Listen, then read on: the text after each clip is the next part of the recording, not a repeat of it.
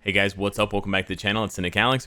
And if you've been playing Marvel Future Fight for the past few months, and especially if you've been watching my content for the past few months, you know that I've been very critical of Marvel Future Fight lately. And although I sing their praises when they do the right thing, like increasing the rewards in squad battle and giving us an ABX reset button, I'm also extremely critical of them to fix the game where it needs to be fixed. You know, we've been begging for a long time for tons of character reworks. We've been begging for a long time for a bunch of game mode overhauls to make us use more of our roster, because it feels like we just use the same 20-30 characters over and over again.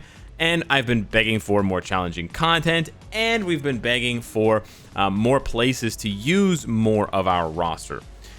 However, there is another, and this crazy thing happened just a couple of days ago. And if you're on YouTube, and especially if you play any other Marvel games, you probably already saw this video, or that you saw this video in your recommended, because this video absolutely blew up. So shout out to my MCOC brother, Seatin, for his video 2 days ago, Why I'm Leaving My Alliance, Drama and Intrigue, Espionage, and more. Over 120,000 views already, absolutely massive. And essentially, it's a 14-minute, almost 14 and a half minute video where he details what he is sort of disenchanted with as far as Marvel Contest of Champions goes, and what he sees the game failing on, and what he sees as sort of like a negative trajectory for the game. And if those words and those descriptions and adjectives sound familiar, yeah, it's exactly the same kind of stuff that we've been talking about. And the other interesting parallel is, and this actually, I don't know if Seatin made this parallel in his video, but I know that Brian Grant did in his 40-minute video, which I also watched most of. Kabam is coming out with Marvel Realm of Champions. And of course, we know that Marvel Future Fight, well, not Marvel Future Fight, but Netmarble is also coming out with Marvel Future Revolution. And while both of those games are not meant to be sequels to Marvel Future Fight and Marvel Contest of Champions, they sort of feel like spiritual successors, right? And they seem like bigger games with a bigger scope. We know for sure Marvel Future Revolution is supposed to be a open world MMORPG. That is definitely on a larger scope and scale than this game right here, which is a mostly single player experience. And it's an interesting sort of parallel again, because like Marvel Future Fight, Marvel Contest of Champions is more of a single player experience, and there's limited PvP elements. And both Seatin and Brian Grant do touch on that in their video, and that is one of their, at least one of Seatin's complaints for sure, is the lack of really investable is not a word, PvP content that you can invest in, right? In PvP content that you want to invest in. And that really echoes a lot of the problems with Marvel Future Fight, because the limited PvP game modes that we have, which are basically all here, unless you get mind controlled in Giant Boss Raid and you kill your teammates, that's PvP.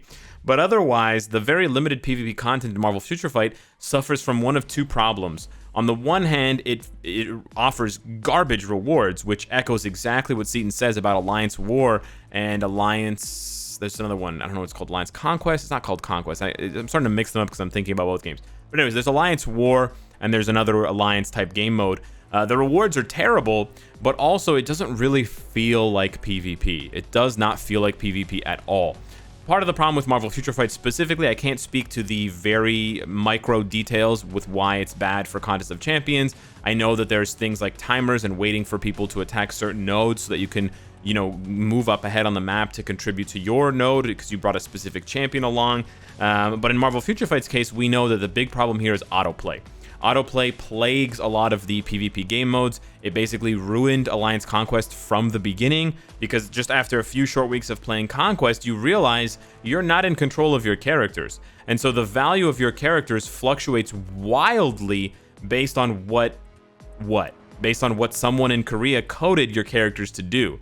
So it's hugely demoralizing, and it's just frustrating beyond belief to, you know, fully max out your characters. I'm talking tier 3, CTP of regen, maxed out 6-star Uru and Odin's Blessing, maxed out ISO 8 set, maxed out uniform. You're like, yeah, you know what? My Jean Grey's ready. I even spent 100 crystals to give her a different ISO 8 set. Yeah, I've got 2 fully awakened ISO 8 sets. Here we go. We're going into PvP, Alliance Conquest.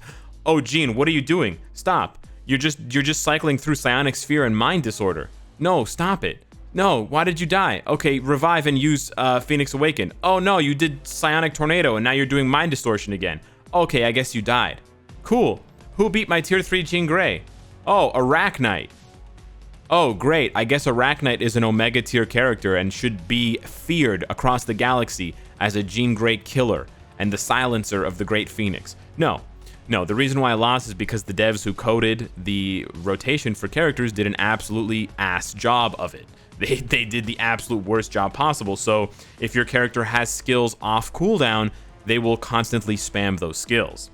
So rather than cycling through the skills like a normal AI, 1, 2, 3, 4, 5, even if it's like a piano and you're just playing it in that order, that would be better than what the AI does in Marvel Future Fight. The AI in Marvel Future Fight just prioritizes whatever skill is off cooldown, and they prioritize it from the start. So oftentimes you have characters like Silver Surfer, who are god tier characters, and they play like absolute trash tier characters because they cycle through 1, 2, and 3. Oh, but there's a solution for that, Cynicalex. Don't you know the secret code?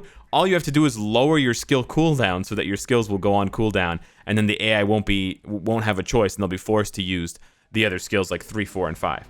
Okay, so you're saying that the way that we fix the terrible garbage game mode that the devs created is to cripple our own characters and not max out their stats. Oh, I see. So now my characters have to suffer in every other game mode, like World Boss and Shadowland and Squad Battle and ABX. My characters have to suffer in every other game mode just to be good in this one game mode. Right. So you can see that there's obviously huge problems with Marvel Future Fight and the competitive scene. It's just very interesting to me. You know, I watch these other content creators. I try to keep up, and I'm going Supernova here. I try to keep up with other games, but especially Contest of Champions, because it's so similar to Marvel Future Fight. It came out just 6 months before Marvel Future Fight did, and it's got a huge community, and it's got really dedicated YouTubers who are covering the game. So, you know, I consider some of these guys my friends, and so I check in with them from time to time to see how these games are doing and sort of track their progression. It's so funny to me that a lot of the same issues that we're rallying for in Marvel Future Fight are becoming issues, real issues that are problems for the player base in a game like Contest of Champions. Contest of Champions just released Incursions not that long ago, and to me, that game felt untouchable. They felt like the gold standard for what Marvel mobile games should be, right? There's such a huge roster, but so many of those characters feel useful for different content, and you've got Arena, and you've got Incursions, and they're doing all this extra stuff, and there's all this endgame content with Abyss, and yada, yada, yada. And then there's Marvel Future Fight, and what are they doing? Nothing right, you know? But it turns out that I was wrong, and that there's actually a lot of similarities between the games. Like, rewards for endgame players seem to be woefully undervalued in Contest of Champions as well for some of that endgame content. They have sort of a confusion of value and a devaluation of their own creations by having duplicate 5- and 6-star champions, which we can kind of illustrate and I can kind of express in this game when I talk about and when you think about tier 1 characters, right? Like, tier 1 characters have basically no value in this game other than leaderships, and you're basically just rushing to get them to a higher stage. Otherwise, they basically feel useless on your roster. You can also express that by looking at characters with uniforms versus not having a uniform, where it feels like two completely different characters, or it feels like a very minor upgrade that you're paying for just to keep up, but it's not actually giving you an advantage or changing the gameplay style at all. Where you have, you know, duplicate characters in Contest of Champions at 6 stars that you already had at 5 stars, and you're like, so why am I getting this upgrade for slightly more stats, but the character plays exactly the same?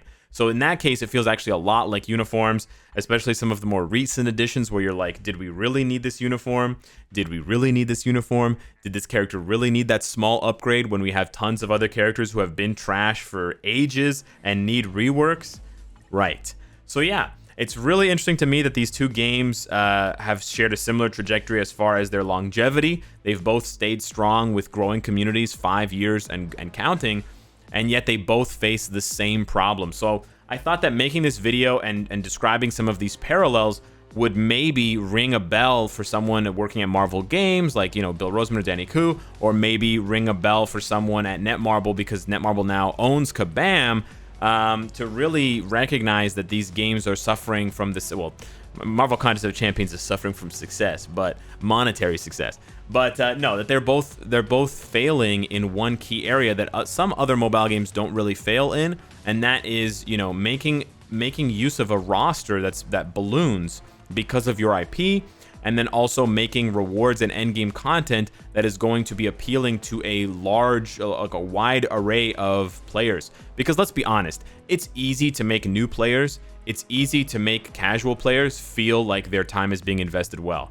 Casual players don't play much. So when they do play, if they get something, they're like, wow, I got something, right? But it's really hard to make hardcore players feel like their time is being invested because they're investing so much of their time. And you can't really skew it too much because then it would mean that hardcore players are going to get so much that they're going to ramp and get so far ahead that they will just destroy any sort of competitive nature the game has from a PvP point of view, right? Obviously, it's much, much harder to balance rewards and to balance that feeling of progression for hardcore players and also for endgame players. And it's just not a coincidence that those players tend to be the same kinds of players, right? Hardcore players tend to stick around. They turn into endgame. They turn into late game players, veterans. But it's definitely something that other games do well. And I think Seatin and I think myself and I think a lot of other players that play Marvel Future Fight or Marvel Contest of Champions who have recently picked up 7 Deadly Sins, they can sort of see that in a way where that game, although it is much, much younger than either Contest of Champions or Marvel Future Fight, like on the Japanese server, they're just about to hit their 1-year anniversary. So again, they're 1/5 the age of MFF and MCOC, but those games already seem to have, and especially 7 Deadly Sins Grand Cross as a specific example, seems to have a more robust setup and a much better roadmap for progression for players, where you can see that even as an endgame player, you will have a lot to do and to progress towards, and they're already coming out with new systems that seem to have a very long-term plan in mind. They're not short-term ideas. They're not ideas that are very sort of open and closed like awakening skills. I think awakening skills are good, but at the same time, it's a very, very short circuit of value. And I've talked about sort of value circuits before when we talked about that like really bad paint animation that I did. But looking at awakening skills is a really good example of being short-sighted in Marvel Future Fight, right? So they create these 2 new items. I'm just going to ignore the fact that Mandalay gem fragments are basically awakening stones divided by 2. I'm going to ignore that. But they create these 2 new items, awakening stones and Mandalay gem fragments, and they are to awaken a character's potential and then awaken the character up to level 6 of their awakening skill to give them a brand new skill with some brand new effects. But they made 2 mistakes in this. For one, they made it so that you get both of those items in the exact same game mode. So it becomes a very repetitive, cyclical, back and forth, right? Character to game mode, back and forth.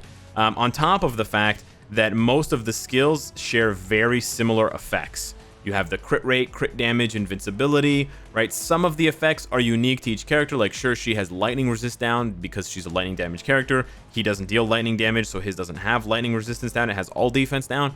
But some of them end up being grossly overpowered compared to others. Like, Mystique's is just way, way stronger than anyone else's awakening skill. So that's kind of a bummer for all other awakening skills.